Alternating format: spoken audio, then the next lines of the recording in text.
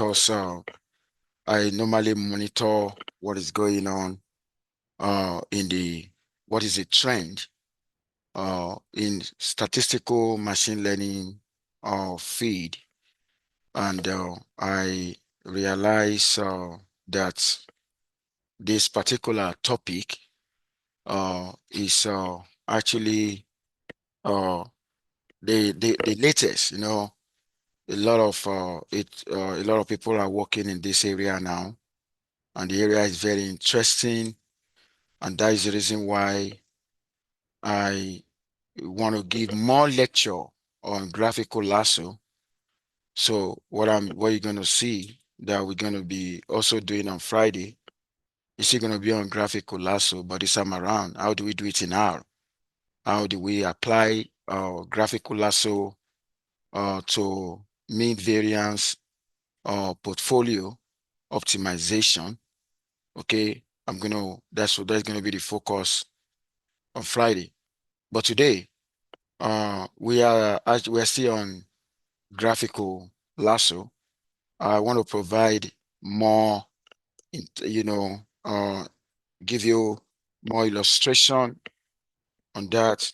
Some of you, and I'm also going to be acting on feedback that I got because some of you believe that the moment you find the inverse of the variance, covariance, you have your precision matrix, and I want to shed more light on that today. I need you to pay attention. Okay. I think I have my recordings back now. The one, the previous recording, they are ready. Initially, I have issue with Zoom. I record on Zoom, and there are some recordings that they didn't release. I don't know what happened. They also have some technical issues. So, but I think everything is nice now. So I have my recordings for Monday, which I'm going to probably start publishing from today. I want to go back to graphical lasso, but there's something I want us to have in mind. What we actually require us using graphical lasso. With graphical lasso, there are two things combined. We find ourselves here because of the fact that when the in the high dimensional data, where the number of features is very close to the number of observation, or even the worst scenario is when the number of features is greater than the number of observation. Now, let me tell you this. If you actually want to investigate relationship among variables, what will come to mind is to obtain sample covariance. I'm going to say that again. Whenever you are interested in figuring out relationship among variables, what will come to mind is you getting sample covariance. But let me tell you this. A sample covariance is only going to make sense when the number of observation is far more than the number of features. The sample covariance would make a lot of sense in that situation. But what of in a situation whereby the number of observation is very close to the numbers of features, or the worst case scenario, the number of observation is less than the numbers of features. Now, let me tell you this. When the number of observation is less than the numbers of features, or if you obtain a sample covariance, is going to be unstable. And you cannot even find the inverse. I'm going to say that again. You cannot find the inverse of covariance matrix. You cannot find it. Why is it that I cannot find inverse? I cannot find inverse of a matrix because of two reasons. Number one reason, because the matrix does not have a full rank. And if a matrix does not have a full rank, then the determinant of that matrix is going to be equal to 0. When the determinant of a matrix equal to 0, inverse does not exist. I want to believe we know that mathematically. What we need is the inverse. The precision matrix is the inverse of the variance covariance. I'm going to say that again. The matrix that I need in portfolio optimization is it has to be a precision matrix, and a precision matrix is the inverse of a covariance matrix. Situation where the covariance where the inverse of a covariance does not exist, then there is no way you'll be able to optimize your portfolio. And that is the reason why we need a graphical lasso. Okay? And what is the job of a graphical model aspect of the lasso? The graphical model is just to use the idea of conditional independence. You remember we're able to say parameter space using graphical model because using the idea of a conditional independent, you're going to see that two variables will be conditionally independent. The covariance or the correlation will be a weaker one, very, very weak. Okay, but you know what lasso is going to do? Then the lasso will shrink that weaker correlation to 0. This is the job of the lasso now. And that's why we call this graphical lasso. With graphical lasso, okay, even though the number of observation is less than the numbers of features, okay, you will still be able to obtain the inverse of the covariance, but you are not going to obtain that directly. We're actually going to use the method of maximum likelihood. And in the method of the maximum likelihood, we also need to incorporate the lasso penalty. Which is what we've done before. Now, I want to continue from there. Okay, if you take a look at this is an article,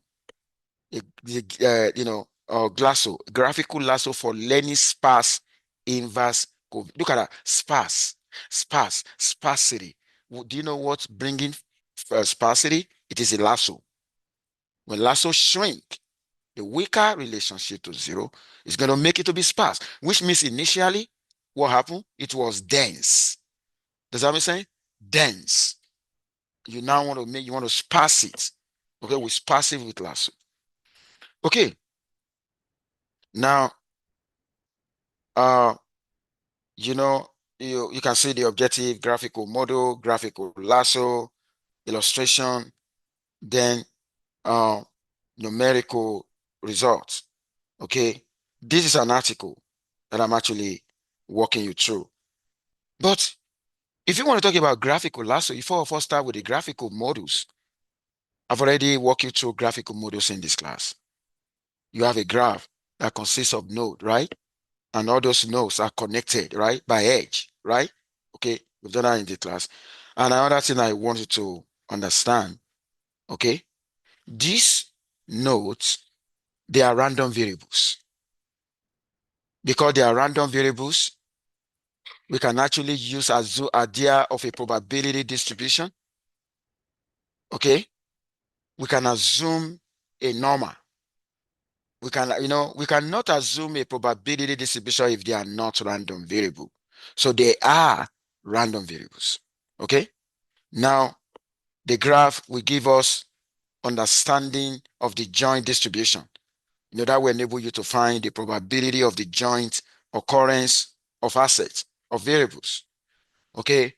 But you'll be able to use the idea of conditional probability to save space. Now, let me tell you this: the graphical models can be used for either supervised or unsupervised learning. Okay, whether I've seen some problem where they apply for prediction problem, they apply graphical model. Okay, so even in some clustering problem, they apply graphical model too. Okay, so just to tell you, The graphical model can actually be used in a supervised or unsupervised learning. Now, you remember the other time, the graphical model we're talking about can be divided into two. Okay. We have what we call the directed acyclic graph and undirected graph. I walk you through the directed graph in this class. Why do we call it acyclic? When it starts from a node, it's not going to go back to that node. That's what we mean by acyclic. It's not cycle. The moment it starts from a node, it's going to be going like that. You can't go back to the node. Okay. And we also have undirected graph that we also call the Markov. Okay, you're going to see. So the directed graph is the Bayesian network that we did in this class. The directed graph is the Bayesian network. Now, I need you to pay attention now. Okay, take a look at this. Let's say I got three variables. I'm actually seeing these variables now as an asset. Asset 1, asset 2, asset 3. But what happened to assets? Maybe what I want to do, I want to find the probability of the joint of the three assets. Okay, but I want to make use of the diagram. I want to make use of the idea of Bayesian network. Based on the diagram that you see right now, we can actually rewrite the probability of the joint in terms of conditional probability. How? Okay, you can see here, x3 given x1. Is that not what you see here? The arrow? It's coming from x1 to x3, right? And x1 given x2. You can see arrow, starting from x2 to x1. Okay, so take a look at that. That's all you have. Okay, now this is going to give you the probability of the joint. Okay, but there's something I wanted to take a look at S2 and S3. Is there any arrow between them? No. In that situation, the idea of conditionally independent is going to come in. Conditionally independent is going to come in. They are not having arrow because they have a weaker relationship. And the lasso is going to come in and put 0 on that kind of relationship. Okay. Now, I told you that this is new, and that is why I keep on repeating that. Okay. Look at that. According in 2021, this is very recent. There is an intimate relationship between DAGs, causality, and SEMs. In statistics, there's something that we call structural equation modeling. Okay, in econometrics. The structural equation modeling also have situation where variables are connected as well. So they are kind of very close. But you know what I wanted to take a look at the other one. When you want to talk about the undirected one, the undirected graph is what we call the Markov random feed. And that is what we normally use in in portfolio optimization. But what is the difference? Instead of the arrow, you're just gonna see an edge. Can you see this guy now? Instead of the arrow, you're only gonna see an edge. Do you see that? There's no arrow, but there's something connecting. Okay. Now, but take a look at this. The interpretation remains the same. There is no edge between S2 and S3. And what that means, S2 and S3 are conditionally independent given the rest. What is the rest here? X1. The rest may be more than X1 in some questions. Is there anyone who doesn't understand that interpretation? Okay, that at no edge. Where you don't have edge? It's talking about conditional independent. They are conditional independent means two of them are not giving information about themselves, given that we have observed the other. They provide no statistical information, okay, to themselves. Like that's what I mean.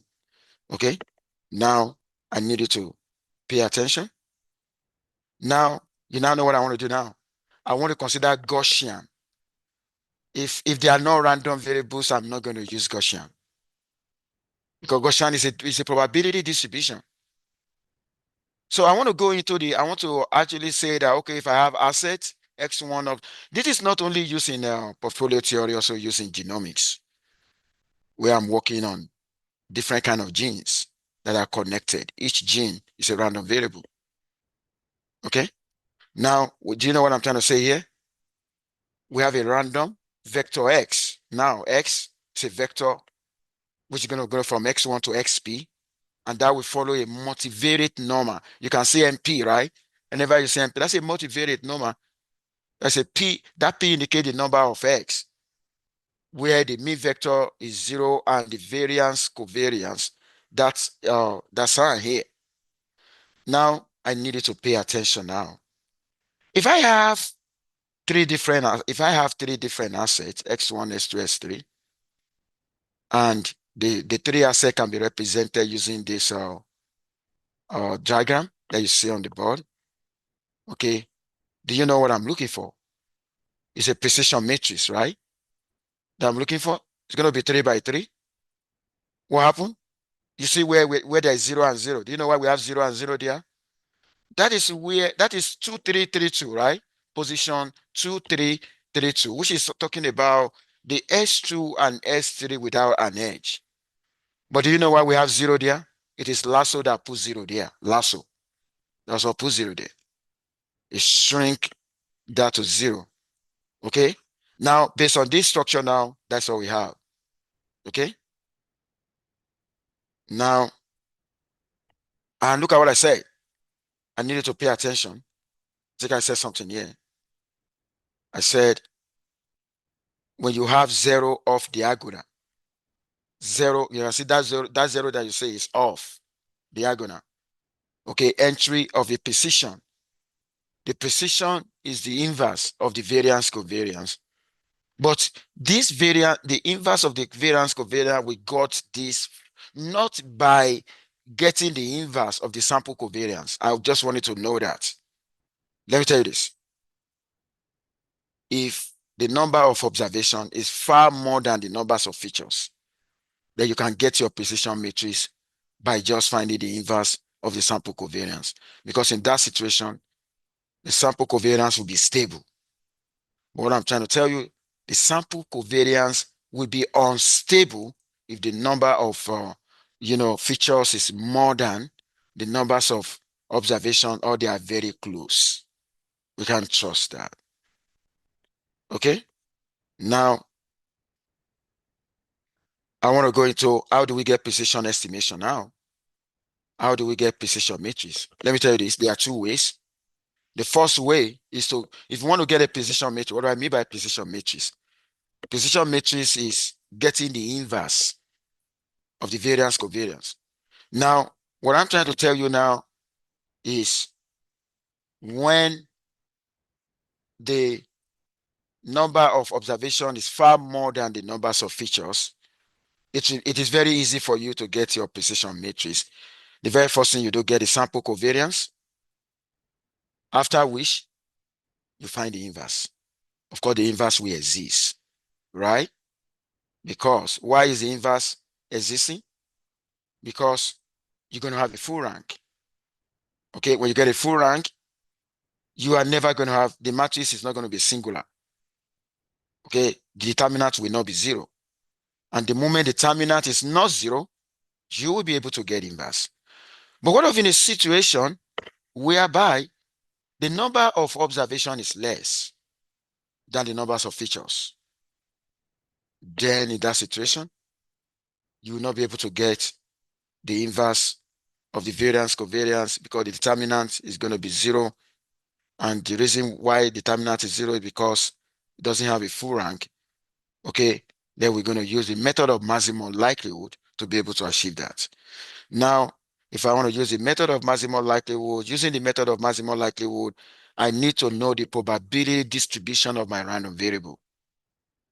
You cannot use method of maximum likelihood without you having the underlying knowledge of the probability distribution.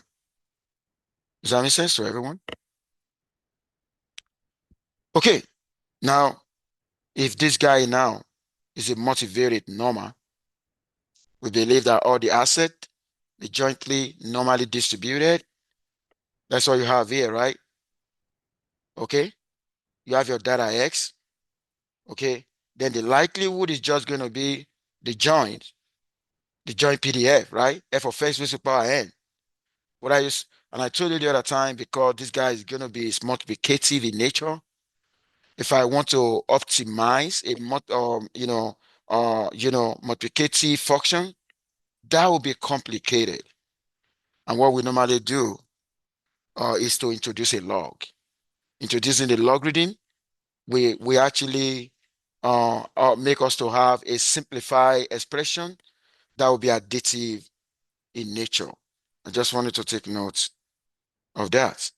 Now, if you take a look at this guy now, okay, I'm actually seeking the value of a precision matrix that will maximize the likelihood.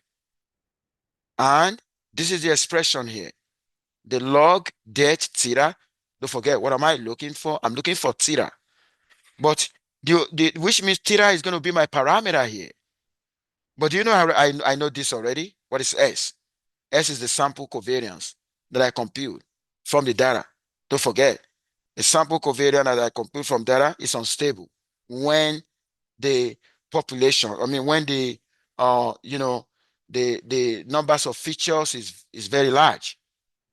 Okay, sample covariance perform poorly. Let me tell you this situation where you can obtain the inverse, okay, where the number of observation is more than the numbers of features.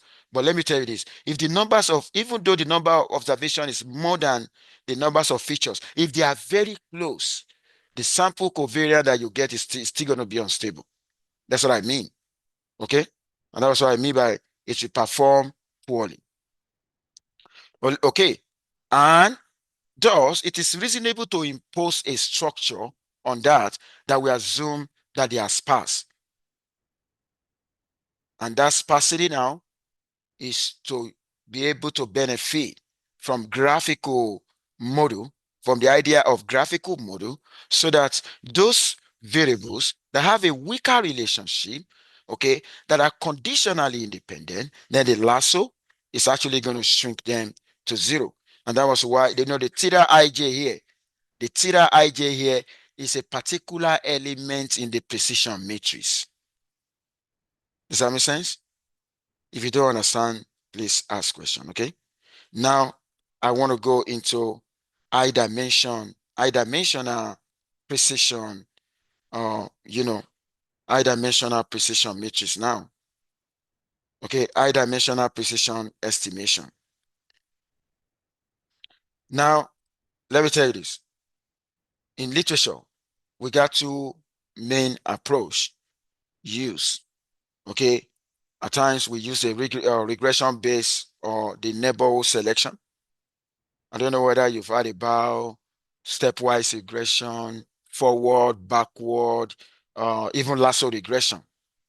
Okay, so there we have another one where we believe the theta ij is proportional to the regression coefficient of the variables. Okay, so just to tell you, we got some approaches in literature. Now, I need you to pay attention now. Okay, I need you to pay attention now. I want to show you the one we have in literature. The one we have in literature, lasso regression.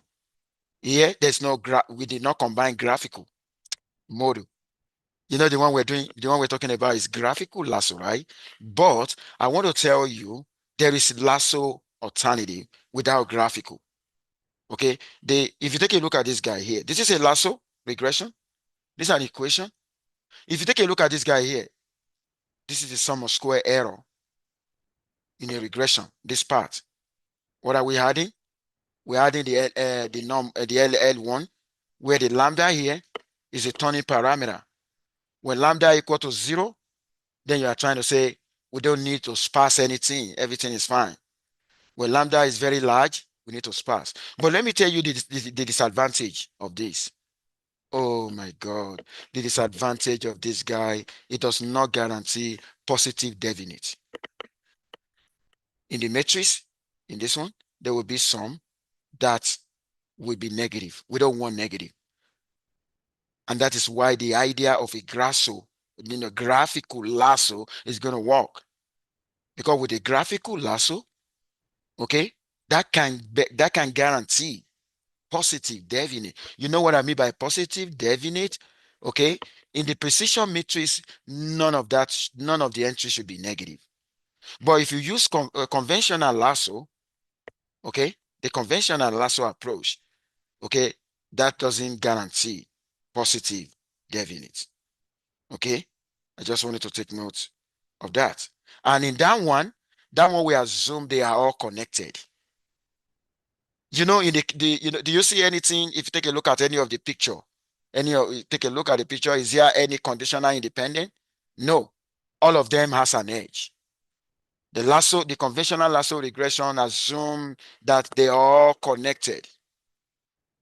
Okay, well, it is the graphical model that would actually tell us we got the relationship between some variables and not that, is very, very weak or even spurious at times. Okay, now, and that is what now take us to graphical lasso. You can see we don't just do what we do, right? We got reason why we do what we do. We are supposed to have used just lasso and go away. Lasso will do the job, but lasso does not guarantee positive definite. Does that make sense? Now, because of that, okay, Tishrani et al. 2008 now specify this equation. When you take a look at this equation one now, okay, this equation now, we are now incorporating, we are combining two ideas, the graphical model and the lasso. Why graphical model? The graphical model so that we will actually benefit from conditionally independent relationship. Why lasso? Lasso to shrink that weaker relationship to zero. And that is why this is the lasso part. You see the lasso part and you see lambda, right? The lambda is going to be a turning parameter. Okay. Now, let me tell you what is challenging in literature. When you go online, you're going to see a lot of students doing masters or doing projects in this area. The issue they have is how do we determine lambda that work? Because uh, you know, the precision matrix depends on the value of the lambda, the turning parameter. And that was why I said here, the turning parameter controls sparsity level. We don't want a situation where you're going to sparse the model in such a way that you will eliminate significant relationship. We don't want that. And we don't want a situation where the model will retain noisy, because situation where you don't sparse and you need to sparse and you don't sparse, your model will be noisy, your covariance will be noisy. And when your covariance is noisy, then your result is not going to be reliable. Okay. Now, the larger the lambda, the sparser is the precision parameter. And let me also, the good news here, it is converse. You remember when we were working with convexity, okay, we can have a global minimum. We're not going to get stuck in the local minimum. Does that make sense? Now, it is symmetry and it guarantee, oh my God, it guarantee positive definiteness. This is the major advantage of a graphical lasso against the conventional lasso. Is there any question? Okay, now let me also tell you this. When you have your raw data set X, they need to be standardized. You remember when we're working with clustering, even when we're working with principal component, we standardize, right? It is also required here because we don't want a situation where some variables with a very huge scale to dominate. And that was why I said depends on the scaling of variable. Recommended to standardize the data before running GLASSO. Does that make sense? You have to standardize your data. So far, so good, right? Okay. Is there anyone here that is falling in love with graphical lasso that like it? Is there, can I see your answer if you like graphical lasso? Oh, okay, good job. Oh, why is the only one? Is it not interesting? Graphical lasso is very, let me tell you something. I'm going to tell you this. Do you know what researchers normally believe that is difficult is what I normally put my head into? Because something that is difficult is there's gonna be a lot of money that will come out of it because it has to be done. So nobody should run it. We should not all run away from it.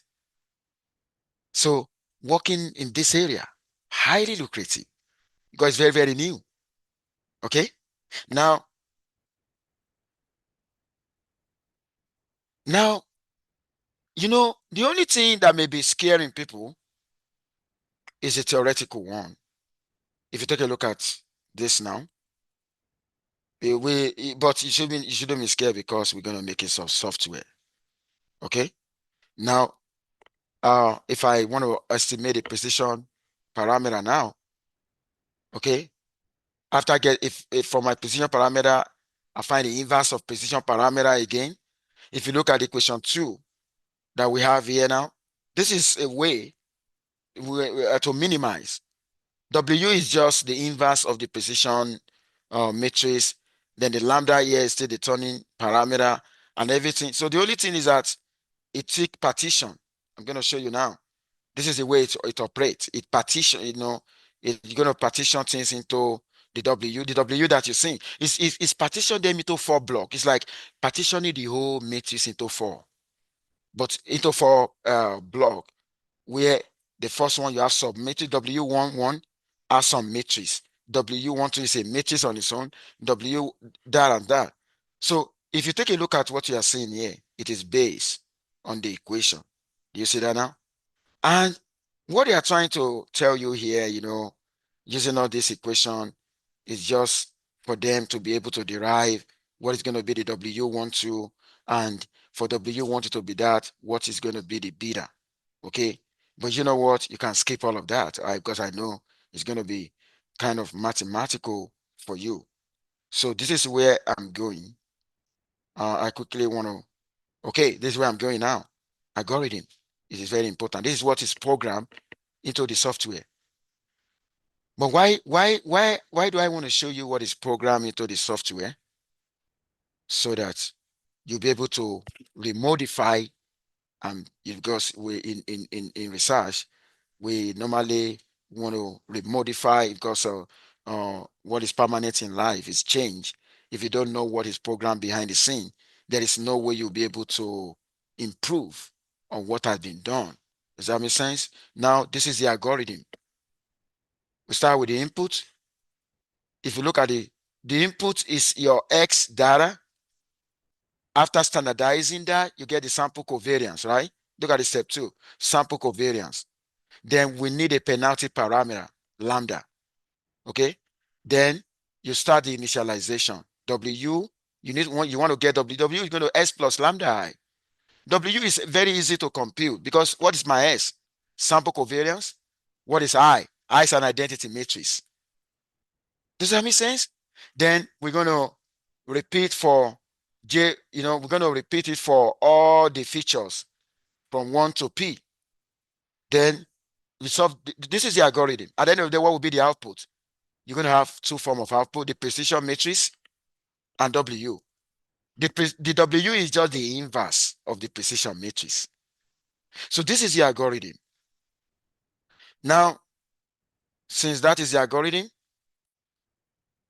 now the next thing that I said people are working on, how are we going to determine lambda? Lambda. That's what we call turning parameter selection. How am I going to know the value of lambda that work? Does that make sense? Okay. Don't forget, the lambda is a regularization parameter, is the one that do the job of sparsity. Okay. Now, and that's what I'm trying to say. Look at that. In real world application, the value of penalty lambda is unknown. And traditionally, is treated as a turning parameter to be selected from data. Now, you know what happens? If it is unknown, we can compute it from the data. We don't just want to choose whatever value arbitrarily. Does that make sense? Okay. Now, and I told you the other time, the value of lambda is directly connected to the sparsity of the precision matrix. The higher the lambda, the sparser. When the lambda is so high, then you're going to have a lot of variables that you will shrink to zero. When it's very small, then you are not going to have a lot of variables. Now, I actually want to tell you this. We got to a known method that we use in selecting lambda. The first one is cross-validation. Has anybody heard about cross-validation? Cross-validation, thank you so much. Okay, now the cross-validation is when you have your data set and you split it into k-fold. Okay, when you split it into k-fold, you use one for training and you use the remaining one for testing. Does that make sense? Okay. And we also have EBIC means extended BIC. Why is it extended? EBIC extended because we incorporate the parameter into the BIC, the turning parameter. The conventional BIC does not have a lasso parameter, right? And that was why the EBIC now is that, okay, can we have a way to incorporate the lambda, the lasso into it, so that the one with the lowest EBIC will be the best. Does that make sense? Now I'm going to show you something now really quick. Now this is cross validation. You divide the full data set into k subsets about the same size.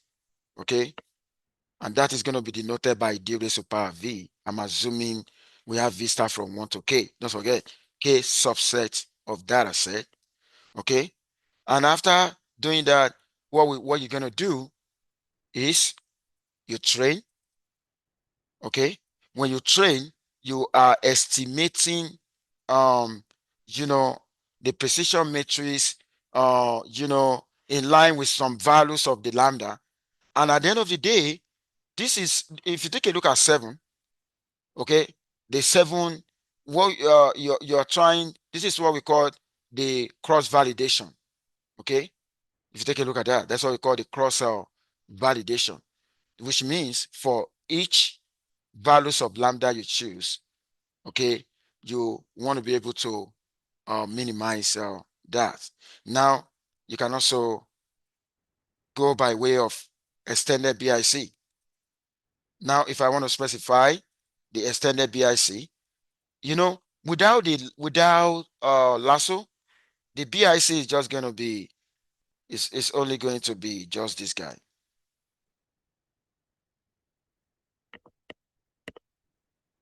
That is just a BIC. But adding, you see gamma, right? Do you see gamma? Okay, that gamma is a turning parameter. This is what make that to be extended, and this was actually introduced by Foje and dating 2010. They say recent. Okay, so what we're trying to now, there's something I needed to. This is a theoretical way of module selection in statistics, where is actually going to favor sparse solution. Okay, and it's going to discourage complexity. Okay, complexity in the sense that we want to avoid over fitness of model. Okay, now like I said, this is indexed by parameter. That only parameter is from 0 to 0 or 1. Okay, if that is equal to 0, what happened?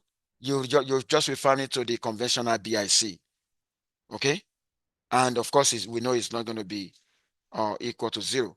Now, positive gamma lead to stronger penalization of large inverse covariance matrices and result to the model selection criteria with a good theoretical property.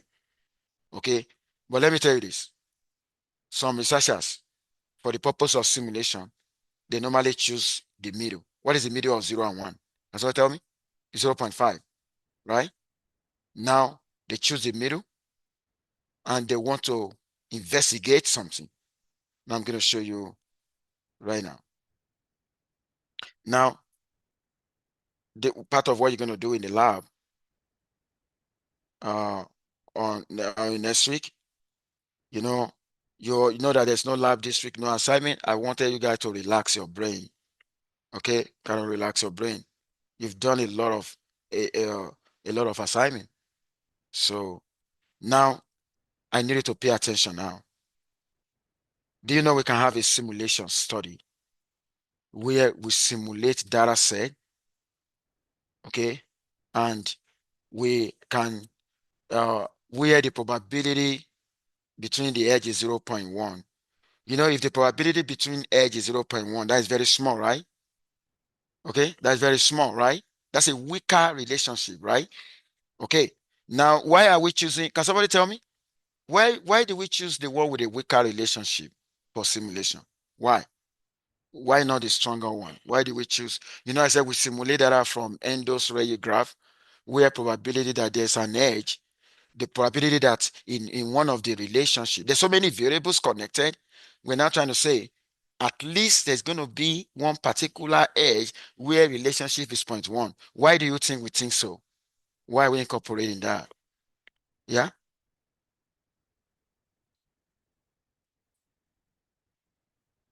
Exactly, because we want a situation where, because before lasso is going to work, one of the relationship has to be weaker relationship. Does that make sense? Okay. Now we now want to select sample size. You know what we do in research? We vary sample sizes.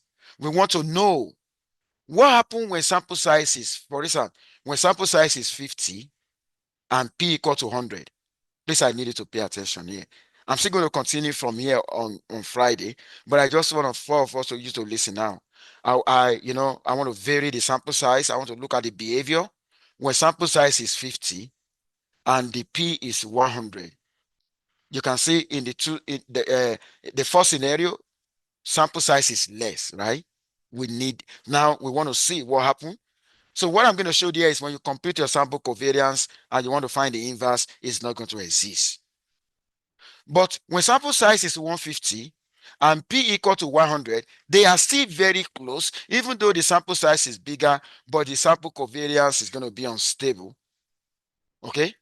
Now, what have we done? We set situation where p is less than n and p is greater than n.